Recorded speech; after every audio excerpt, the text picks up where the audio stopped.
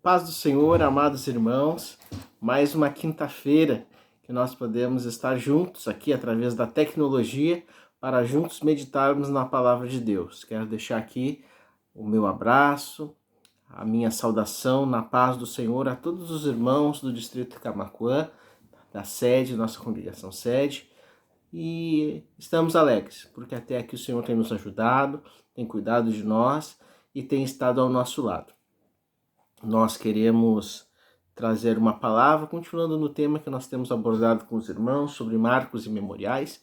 E hoje queremos meditar numa palavra que está em Josué, capítulo 22, do versículo 26 ao 29. Josué, capítulo 22, versículo 26 ao 29, que nos diz assim: Por isso, chegamos à seguinte conclusão: erijamos este altar que não se destina a oferecer sacrifícios, nem ofertas completamente queimadas.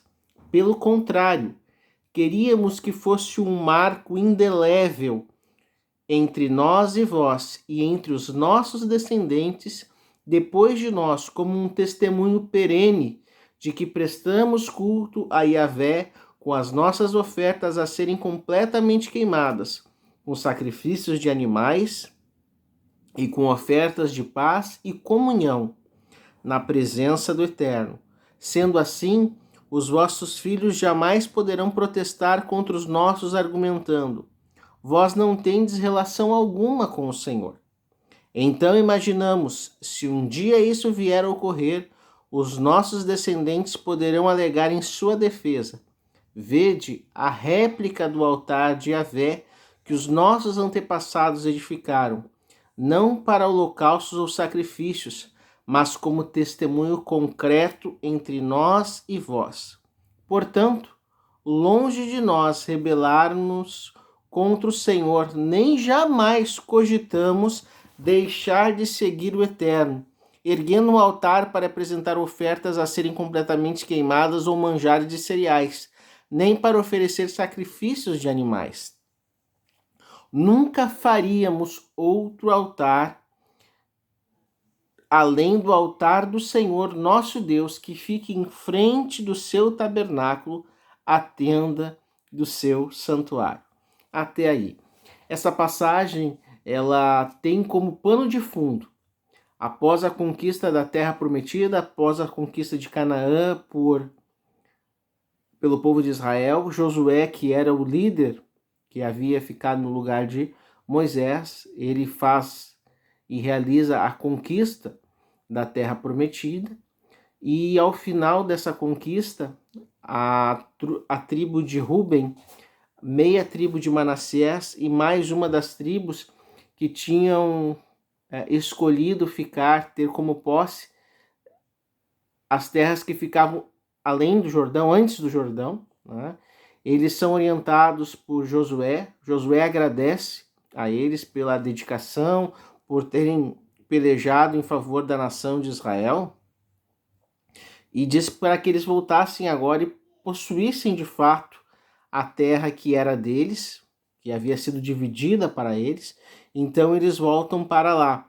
Era a tribo de Ruben, a tribo de Gade e meia tribo de Manassés, que então voltaram.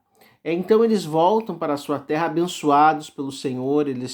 Josué diz que eles estavam levando muitos despojos, muita roupa, muita riqueza, e eles voltam então agora para possuir e morar realmente na terra que seria deles, que Deus havia otorgado para eles do outro lado do Jordão. O que acontece? Quando eles estão chegando nesta nova terra, eles erguem um vistoso altar. É interessante que a Bíblia diz que eles levantaram e ergueram um altar imponente ali, na divisa entre as demais tribos, na divisa entre o Jordão e as demais tribos. O Jordão ele passa a ser uma fronteira natural, inclusive, e eles erguem ali então esse altar, um memorial. Eles erguem esse altar, este marco, de forma imponente, e essa notícia ela corre para as demais tribos, as outras 10 tribos, quando escutam isso, a Bíblia diz que eles ficam indignados e que eles se reúnem a fim de guerrear, inclusive, contra as 2,5 tribos que haviam erguido esse altar. De forma prudente, essas 10 tribos, elas chamam o sacerdote Finéias, filho de Eleazar, e mandam uma comitiva com um príncipe de cada uma das 10 tribos, das outras 10 tribos, né? E vão até o encontro da tribo de Gade, de Ruben e meia tribo de Manassés, para saber por quê, o que estava acontecendo, que eles haviam erguido este altar. Quando eles chegam lá, eles se dirigem a essas 3 tribos, aos seus líderes, dizendo o seguinte: como que vocês ergueram um altar para adorar a Deus, que não é o altar verdadeiro, que não é o altar lá do tabernáculo e tal, que é o altar único? E aí eles começam a cobrar essas 2,5 tribos, lembrando eles que quando em Peor eles haviam se rebelado, o castigo, a consequência era até os dias de hoje. Eles lembram que quando Acã tomou um anátema, toda a nação de Israel foi castigada. E eles dizem: que loucura é essa que vocês estão fazendo agora de erguer um altar aqui para adorar e prestar sacrifícios a Deus? Vocês vão trazer maldição sobre a nação de Israel. E se vocês fizerem isso, nós não queremos participar disso. Mas vocês têm que entender que se vocês fizerem isso, não é só vocês que vão ser castigados, mas toda a nação de Israel será castigada. Vocês vão acender, vão despertar a ira de Deus. E eles vão ali com aquele zelo, de fazer com que aquelas 2,5 tribos desistam dessa ideia de ter erguido esse imponente altar, marco, este memorial. Depois que eles falam tudo isso e colocam as suas razões, depois de escutar tudo isso, a tribo de Ruben, Gade e a meia de Manassés, o que eles se dirigem então aos chefes, a esses príncipes e ao sacerdote Finéias e explicam por que eles haviam erguido aquele memorial, aquele altar. E eles começam dizendo que Deus sabia o porquê eles haviam erguido e que se em algum momento eles tiveram a intenção de desonrar a Deus, de sacrificar de forma errada, fora daquilo que Deus havia estabelecido, que Deus os castigasse, que Deus os cobrasse, e que de forma alguma eles tinham qualquer intenção de rebeldia ou de infidelidade para com o Senhor. E eles têm tanta certeza da forma como eles haviam agido, que eles dizem: olha, se nós agimos com rebeldia ou infidelidade, que Deus nos deixe de salvar nesse momento. E aí eles começam a falar de qual era a intenção deles ao erguer aquele memorial, aquele marco. Como eles receberam aquela terra que ficava antes do Jordão, e o Jordão agora estabeleceria como eu disse, uma fronteira natural, o medo deles é que, com o passar dos anos, as outras 10 tribos, os descendentes das outras 10 tribos, olhassem para os descendentes deles e dissessem: quem são vocês? Que parte vocês têm com Jeová?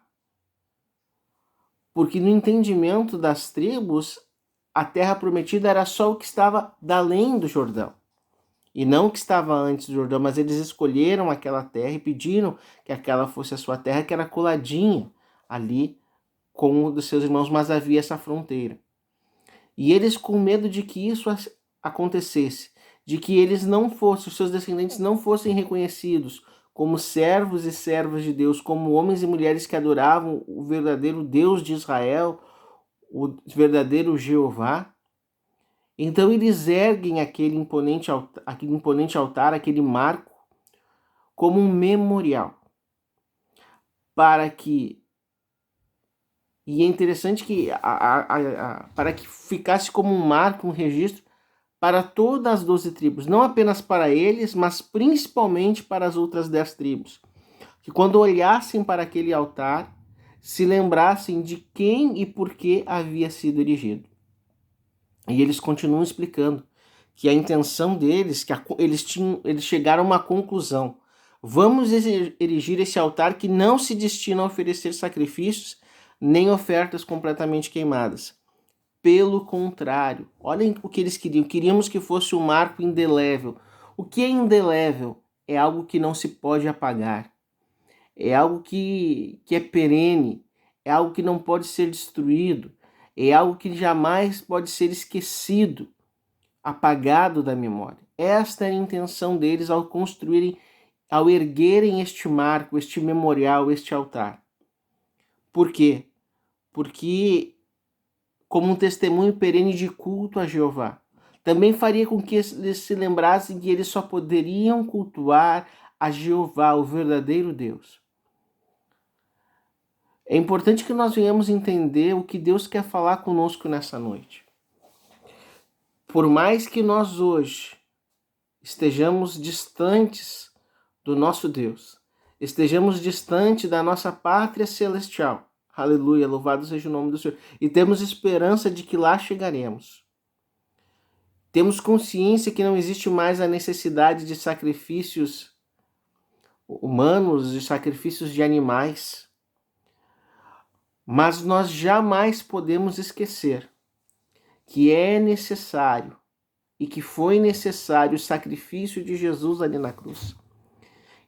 Que o altar, que Cristo se ofereceu no altar da cruz para perdão dos nossos pecados. Vocês lembram na nossa primeira pregação, onde nós falamos dos marcos teológicos, doutrinários, que são inegociáveis, e um deles era que só há salvação através do sacrifício de Jesus e que houve sofrimento e derramamento de sangue para perdão dos nossos pecados. O que essas 2 tribos e meia queriam era jamais esquecer de que eles precisavam continuar cultuando a Deus, inclusive indo até Siló para adorar ao Senhor, onde era o local, como diz no último versículo que nós lemos, que era lá, né, lá em frente ao tabernáculo, na tenda do seu santuário. Eles sabiam que lá era o local de adoração. O que nós podemos trazer para os nossos dias? Como eu disse, por mais distante que nós estejamos ainda da nossa pátria celestial, por mais que nós saibamos que não existe mais a necessidade de sacrifícios humanos ou de animais, de ofertas queimadas e tantas outras coisas, nós precisamos a cada dia lembrar que o altar precisa estar erguido na nossa vida. Nós precisamos olhar todos os dias para esta réplica de altar, que é agora o nosso corpo. Cristo ofereceu a sua vida como sacrifício. E agora a Bíblia diz que nós somos o templo do Senhor, o nosso corpo é o tabernáculo de Deus. E é em nós e através de nós, é na nossa vida que diariamente é oferecido um sacrifício vivo, santo e agradável a Deus, que é o nosso culto racional. Lembrem de que Paulo diz: rogo-vos, pois, irmãos, pelas misericórdias de Deus, que apresentei os vossos corpos como sacrifício vivo, santo e agradável a Deus, que é o vosso culto racional. Tal como essas 2 tribos e meia, que estavam separadas das outras 10, que já haviam passado, estavam na terra prometida. Quantos dos nossos amados, aleluia, quantos dos nossos amados que trilharam a carreira, correram a carreira, guardaram a fé, combateram o bom combate e já se encontram com o Senhor, já passaram o Jordão. Tem até aquele hino que nós cantamos, né? Quando passarmos o Jordão, né? E essa mensagem, ela tem um fundo espiritual muito forte, uma mensagem muito forte para nós. Nós ainda não passamos o Jordão. Nós somos ainda aqueles que estão do lado de cá, mas somos sim tribos de Israel. Somos ainda a tribo, a nação santa do Senhor. Fomos comprados, redimidos e resgatados pelo sangue de Jesus. Mas diariamente, como essa tribo que teve esse temor tão grande de que ninguém esquecesse de que eles faziam parte da nação de Israel e criaram ali uma réplica do altar, não para oferecer sacrifícios, não para apresentar ofertas queimadas, porque eles sabiam que o lugar e a oferta era em Siló. Nós sabemos que hoje nós não vivemos uma vida de crendices e de rituais, mas vivemos uma vida oferecendo o nosso corpo como sacrifício vivo, santo e agradável ao Senhor. Nos lembrando que o sacrifício foi feito por Ele. E é interessante que é uma réplica do altar, ou seja, se Cristo é o nosso modelo, a minha vida tem que ser uma réplica.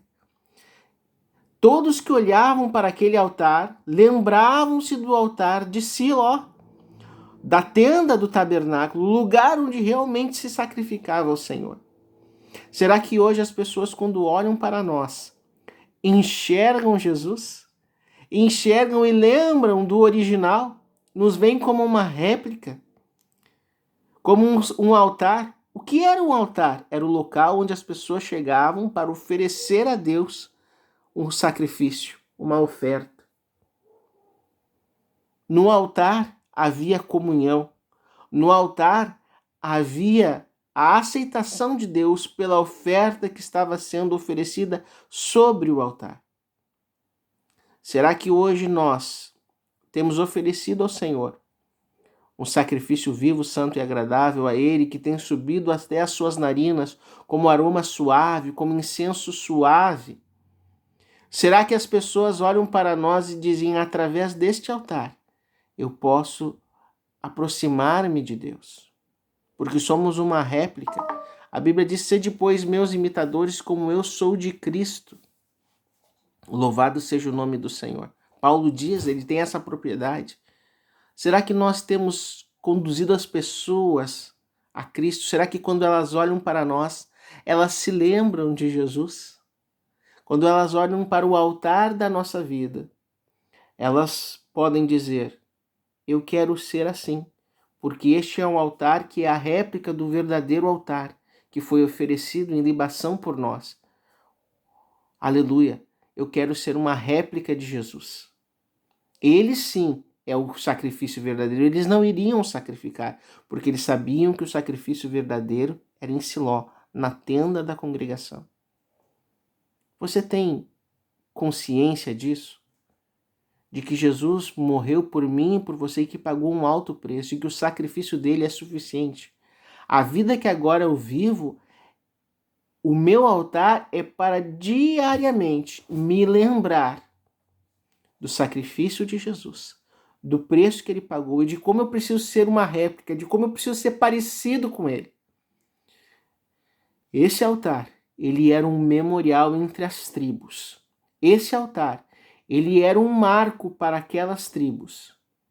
Embora separadas geograficamente, elas continuavam sendo tribos irmãs, continuavam sendo o mesmo povo, continuavam servindo ao mesmo Deus, continuavam reconhecendo que o único e suficiente sacrifício era em Siló. E para nós, o único e suficiente sacrifício é o do Senhor e Salvador Jesus Cristo, que morreu por mim e por você. Querido e amado irmão, não se esqueça, a sua vida tem que ser um marco. A sua vida é um memorial.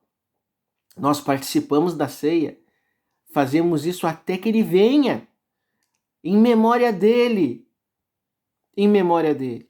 Nossa vida é um memorial, nossa vida é um marco na lembrança do sacrifício de Jesus. Eu quero convidar você nessa noite a se tornar um altar, uma réplica do altar. Jesus foi oferecido como sacrifício vivo. Jesus foi oferecido e foi uma oferta que foi aceita pelo Senhor. Que eu e você possamos ser aceitos pelo Senhor, que possamos ser uma réplica deste altar que é Cristo. Louvado seja o nome do Senhor. Eu quero orar com você nesse momento. Pai amado, eu te agradeço pela tua palavra, que é tão rica e maravilhosa. Eu te agradeço pelo teu amor e pela tua misericórdia. Eu te agradeço, Deus, porque tu enviou Jesus para morrer ali na cruz, como um sacrifício por nós, para perdão dos nossos pecados. Que nós possamos hoje, Senhor, apresentar a nossa vida, o nosso corpo, como um sacrifício vivo, santo e agradável a Ti. Que sejamos uma réplica fiel e verdadeira do altar, uma réplica fiel e verdadeira de Cristo, o autor e consumador da nossa fé. Queremos resplandecer Cristo. Queremos que as pessoas olhem para nós, todos, de todas as tribos, possam olhar para nós e ver que nós somos uma réplica de Cristo. Obrigado, Pai, pelo teu amor e pela tua misericórdia. Nos abençoa a todos, em nome de Jesus. Que Deus nos abençoe, fique na paz do Senhor e medite sempre na palavra dele. Seja uma réplica de Cristo.